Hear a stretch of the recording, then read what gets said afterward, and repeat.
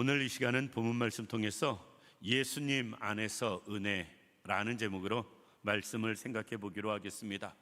더운데 이 더위를 이겨내는 다양한 방법 중에 하나는 은혜 안에 사는 겁니다. 하나님의 은혜 안에 살아갈 때 더위도 극복하고요, 추위도 이겨내 나가면서 우리는 주 앞에 살아갈 수 있습니다. 그런데 문제는 우리가 예수를 믿고 신앙생활하면서 또 주를 위해 다양하게 봉사하고 섬기면서 하나님 주시는 은혜를 경험하는 사람이 생각보다 많지 않다. 어떤 면에선 은혜도 모르고 신앙생활하는 분들이 있을 수 있고요, 예전에 받은 은혜 가지고 그냥 지금 겨우 연명하며 신앙생활하는 사람도 있고요, 그리고 간간히 한 번씩 하나님이 주시는 은혜를 경험하며 살아가는 사람도 있습니다. 우리는 그러지 않기를 원합니다. 늘 은혜 안에 충만하기를 원합니다. 그리고 그 은혜 안에서 살아가길 원하고요, 그리고 그 은혜로 말미암아 우리가 이 땅에서 승리하는 신앙인들 되기를 원합니다. 그럼 중요한 건 어떤 은혜를 받아야 할까? 주님이 주시는 은혜, 예수 안에 있으면 예수님 때문에 우리에게 주어지는 은혜는 무엇인가? 오늘 생각해 보면서 다양한 이 은혜들을 우리 모든 성도님들이 늘 경험하며 살아갈 수 있는 삶이 되기를 원합니다. 그것이 무엇인가? 첫 번째, 우리가 예수 안에 있으면 주님이 주시는 은혜는 죄에서 해방되는 것입니다. 우리가 이 세상에 살면서 가장 우리를 어렵고 힘들게 하는 것, 사람들은 생각합니다. 경제적인 문제로, 어떤 사람은 생각합니다. 질병의 문제로. 그런데 그거보다 더 인간적인으로 가장 근본적인 고난의 원인은 죄의 문제인 것입니다. 그러니까 죄에서 해결되는 은혜를 경험하지 못하면 우리는 다른 은혜를 경험할 수도 없고요, 죄에서 우리가 온전히 자유로움을 누리지 못한다면 다른 은혜는 생각해 볼 수도 없다라는 것입니다. 오늘 본문 말씀 보면 이렇게 말씀합니다. 예수께서 온 갈릴리에 두루 다니사 그들의 회당에서 가르치시며 천국 복음을 전파하시며. 천국 복음은 무엇일까? 여러 가지를 생각해 볼 수 있습니다. 하나님 나라에 대한 말씀이고요, 하나님 나라에 들어가는 방법에 대한 말씀이고요, 천국 복음은 구원받는 것에 대한 말씀이 천국 복음일 것입니다. 그러니까 우리가 예수 안에 살면서 하나님 나라 가는 것, 천국 소망하며 살아가는 것, 그것을 위해선 제일 먼저 되어져야 할 일이 죄 문제를 해결하는 거예요. 죄 문제를 해결하지 않고는 우리가 천국을 들어갈 수도 없고요, 천국 백성으로 살아갈 수도 없습니다. 그런데 우리가 어떻게 죄 문제를 해결할 수 있는가? 그것은 예수 안에 있기만 하면 돼요. 그냥 저절로 따라오는 은혜입니다. 예수를 믿기만 하면 됩니다. 예수를 믿기만 하면 저절로 주어지는 은혜가 죄 사함의 은혜고요, 예수를 믿기만 하면 저절로 따라오는 은혜가 구원의 은혜인 것입니다. 이 자리에 있는 우리 모든 성도님들, 예수 안에는 죄 사함의 은혜가 있습니다. 그래서 사도 바울은 이야기합니다. 그러므로 이제 그리스도 예수 안에 있는 자에게는 결코 정죄함이 없나니 이는 그리스도 예수 안에 있는 생명의 성령의 법이 죄와 사망의 법에서 너를 해방하였습니다. 그러니까 예수 안에 있으면 자연적으로 주어지는 은혜가 있는데 그것이 무엇이냐? 죄사함의 은혜, 구원의 은혜인 것입니다. 우리는 사실 이 문제가 해결돼야 근본적으로 다른 문제를 해결해 갈 수 있습니다. 따라서 우리가 예수 안에서 제일 먼저 누려야 할 은혜는 죄사함, 구원의 은혜예요. 이 자리에 있는 우리 모든 성도님들, 우리가 꼭 예수 안에서 생활함으로 말미암아, 그리고 그 예수님을 믿음으로 말미암아 죄사함과 구원의 은혜를 받을 수 있는, 누릴 수 있는 우리들 되기를 원합니다. 우리는 죄 없는 사람은 하나도 없습니다. 의인은 없나니 하나도 없다, 주님이 말씀하십니다. 유대인들은 자기들의 굉장히 거룩한 척하고요, 자기들은 온전한 척하면서 산 사람들이었습니다. 그래서 가늠한 여인을 예수님 앞에 데리고 와서 현장에서 가늠하다 잡힌 사람인데 법에 따라 어떻게 해야 되겠냐고, 돌로 쳐 죽이냐고 묻습니다. 예수님이 그때 조용히 앉으셔서 손가락으로 땅에다 글을 쓰십니다. 죄 없는 자가 먼저 돌로 치라. 그때 그 간악한, 그리고 마음이 완악한 그 유대인들도 죄 없는 자가 먼저 돌로 치라라는 말씀에 아무 얘기 못하고 집었던, 그리고 던지려고 준비했던 돌들을 다 내려놓고 조용히 흩어집니다. 왜? 자기들이 아는 거거든요. 죄인인 것을. 죄 없는 사람이 없다는 걸 자기들이 아는 겁니다. 그 유대인들, 예수님을 그렇게 배척하며 핍박하며 예수님을 힘들게 했던 그 유대인들도 자기들이 죄인인 건 알았어요. 우리는 우리가 얼마나 죄인인가를 깨닫고 있는지, 그리고 내가 얼마나 큰 죄인인지 공감하고 있는지 우리는 생각해 보아야 됩니다. 우리가 교회 다닌다고 예배드렸다고 하나님 앞에 봉사한다고 우리가 그렇다고 의인은 아닙니다. 진정 죄사함의 문제는 예수님 안에 있을 때, 예수님을 믿는 믿음 안에서 우리가 있을 때 죄사함의 문제가 해결되어지고 구원의 문제가 해결되어지는 것입니다. 우리가 꼭 그럴 수 있기를 원합니다. 예수 안의 은혜는, 죄사함의 은혜, 구원의 은혜가 우리에게 주어지는 것입니다. 두 번째, 예수 안에 예수님이 주시는 은혜는 무엇인가? 그것은 질병에서 노임받는 은혜예요.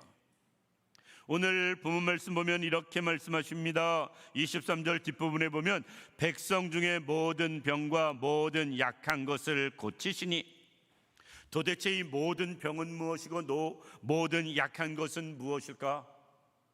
성경 다른 곳에는 이렇게 말씀합니다. 각종 모든 질병들을 말씀하세요. 이 땅의 모든 질병은 주님이 고치실 수 있고 치료하실 수 있다라는 것입니다. 성경은 예수님께서 온 갈릴리로 두루다니시면서 한 일이 무엇이냐? 고쳐주시는 은혜였어요. 우리가 믿음을 가지고 예수 안에 있을 땐 주님이 우리에게 고쳐주시는 은혜를 허락하심을 믿으시기 바랍니다. 너희 중에 병든 자가 있느냐? 기도할 것이요. 그러면서 장로들을 청하여 같이 기도할 것이다. 왜? 의인의 간구함은 역사하는 힘이 크기 때문이다 라고 말씀하고 있습니다. 예수님 앞에 나온 가장 많은 종류의 사람, 아픈 사람들이었어요. 예수님에 대한 기록 3분의 1 이상이 병 고치는 일에 사용한, 그 활동한 모습을 성경이 기록하고 있습니다. 복음서의 내용, 예수님에 대해서 가장 많이 기록한 게 고쳐주시는 주님이세요.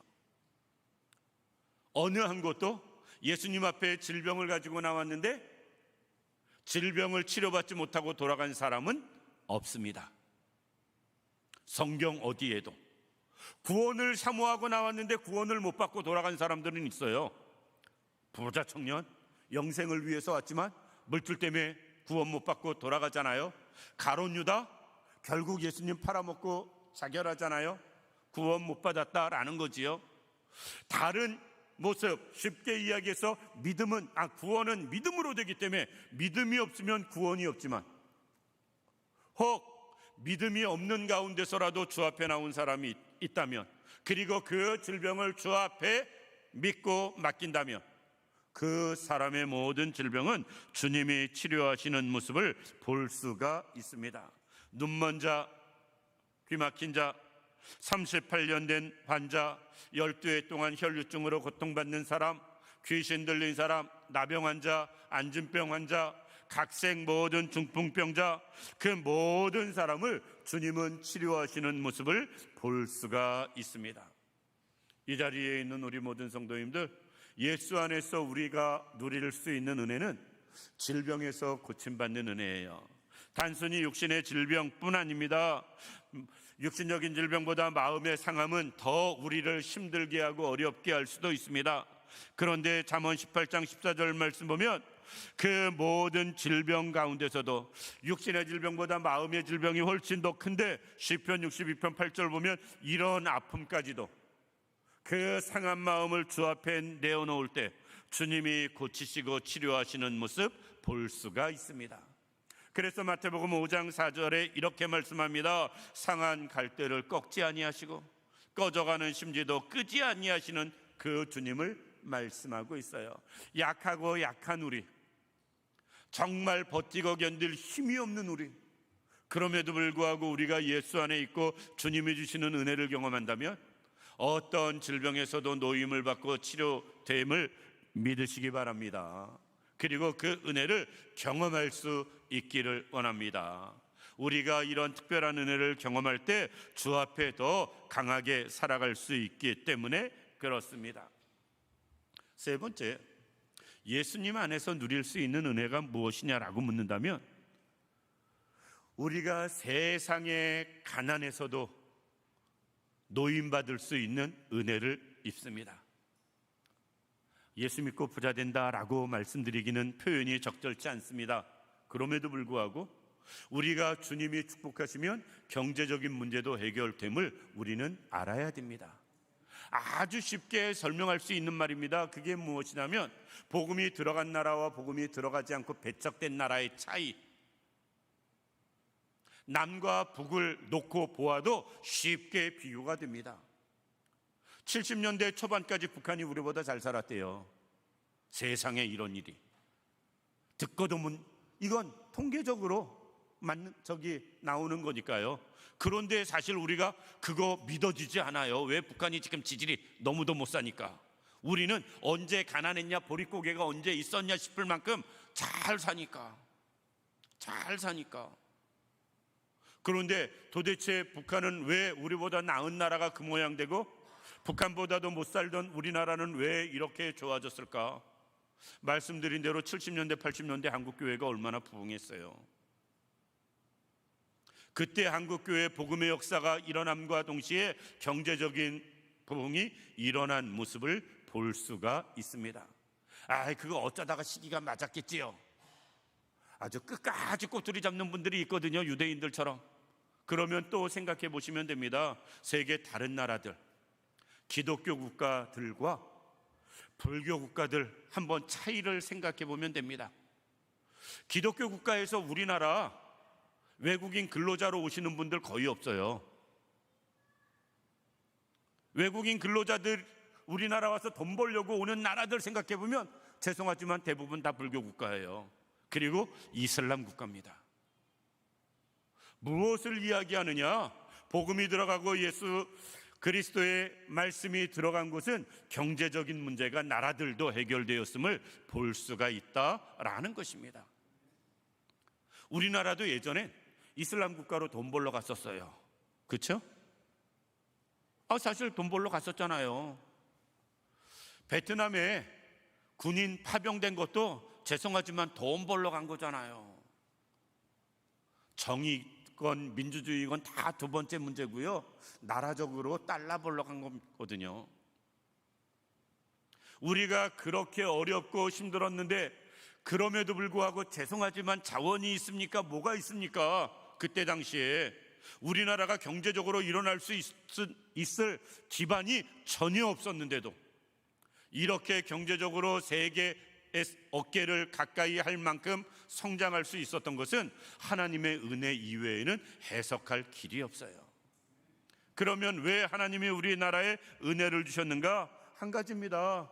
복음이 예수가 우리나라 안에서 그렇게 왕성하게 퍼져나갔기 때문에 그렇습니다. 이 자리에 있는 우리 모든 성도님들, 우리가 초대교회도 생각해 볼 필요가 있어요. 초대교회 하면 예루살렘 교회를 생각합니다.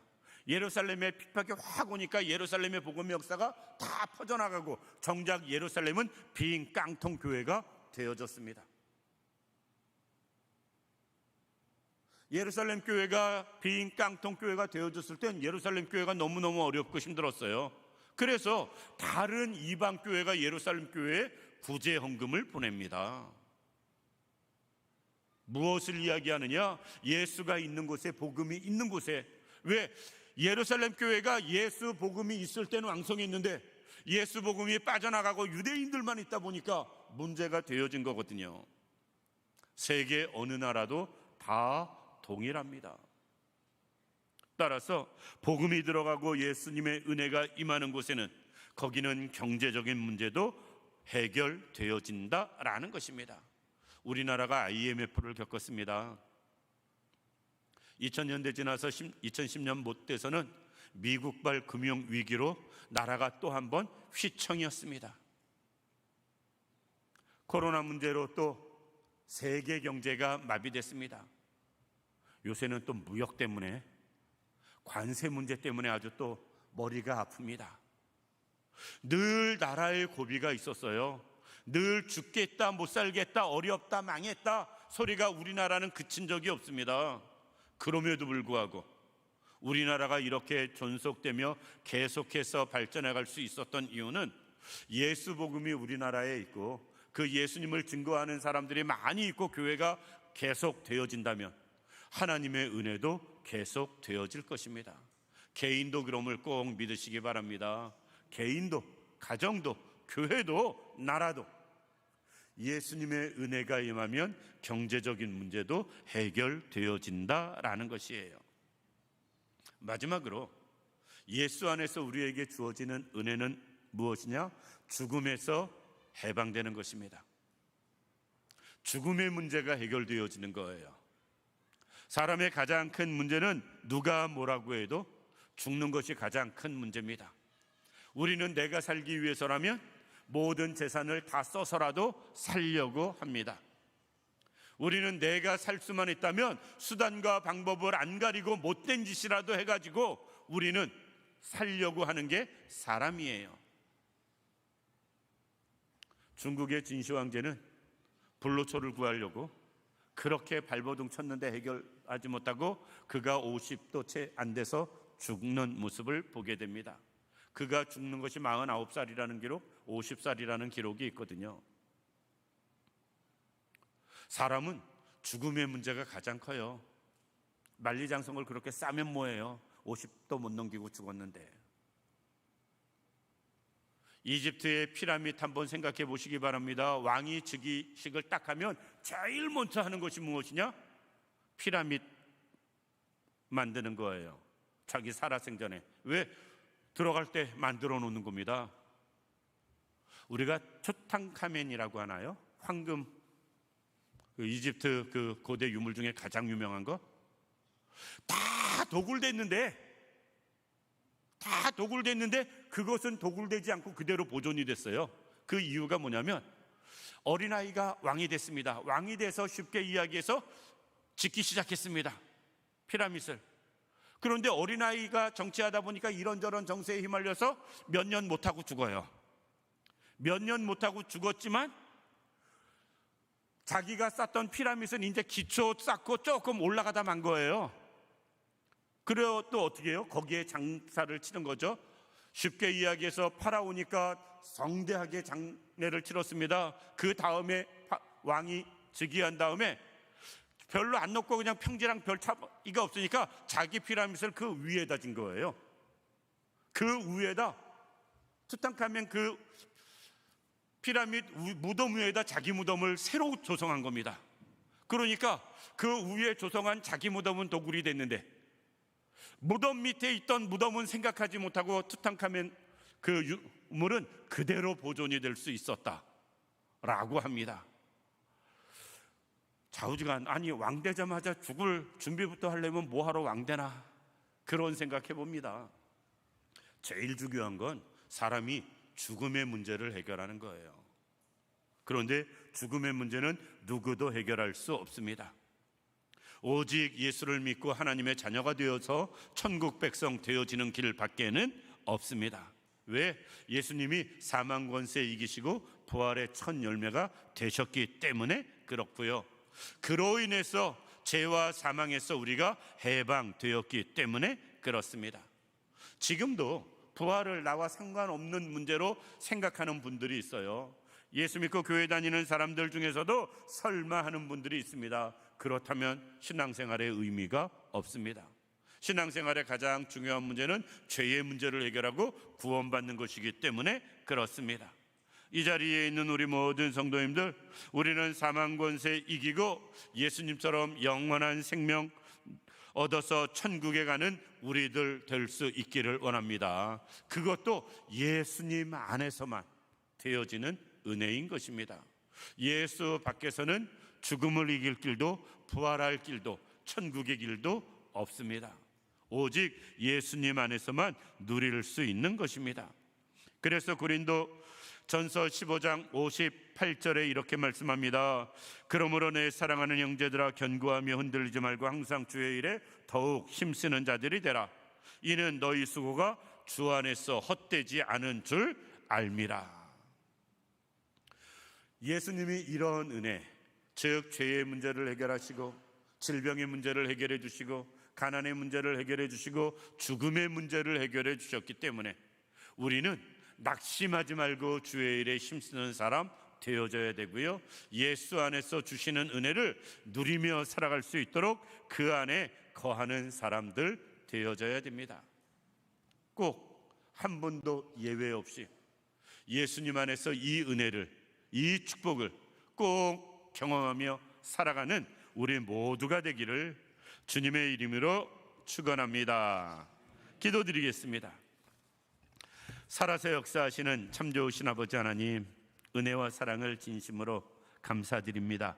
하나님, 우리를 사랑하시고 인도하시고 축복하시되 진정 우리가 예수 안에서 주어지는 은혜, 죄사함을, 질병에서 노임을, 가난에서 해방됨을, 하나님 죽음에서 자유를 얻는 이 은혜가 우리 모두에게 있게 하여 주옵소서.